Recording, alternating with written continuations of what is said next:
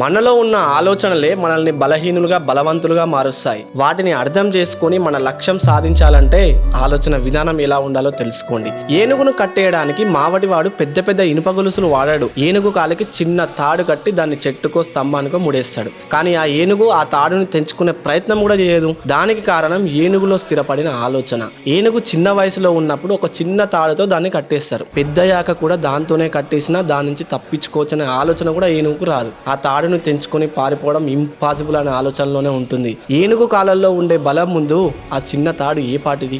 కానీ అపనమ్మకం వల్ల ఏనుగంతటి బలశాలి కూడా చిన్న తాడును తెంచుకోలేకపోతుంది. ఏనుగులాగే మనం కూడా ఎప్పుడో ఒకసారి ఫెయిల్ అయ్యామని దాన్ని ప్రయత్నించడం ఆపకూడదు. ఓడిపోతామనే భయం ఏనుగు కాలుకున్న తాడు లాంటిది. బలం లేని తాడుకు మీ ఆలోచన తోడై మీ ఎదుగుదలకు విజయానికి పెద్ద ఆటంకంగా మారుతుంది. ఒక పనిని చెయ్యగలమని గట్టిగా నమ్మితే దానికి కావాల్సిన శక్తి ఎలాగైనా వస్తుంది.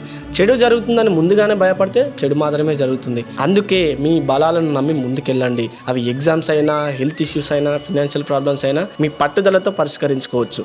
గట్టి నమ్మకంతో క్యాన్సర్ వంటి రోగాలను కూడా జయించవచ్చు. ఆ ధైర్యమే లేకపోతే కడుపు నొప్పితో కూడా చనిపోవచ్చు. మీరే ఆలోచించుకోండి మరి ఎలా ఉండాలనుకుంటున్నారో. Thank you for watching this video. Video నచ్చితే 10 మందికి షేర్ చేయండి. ఇలాంటి మరిన్ని మంచి వీడియోస్ కోసం ఇప్పుడే మన పేజ్ని ఫాలో చేయండి. ఒకవేళ ఆల్రెడీ ఫాలో చేసి ఉంటే congratulations, you are growing every day.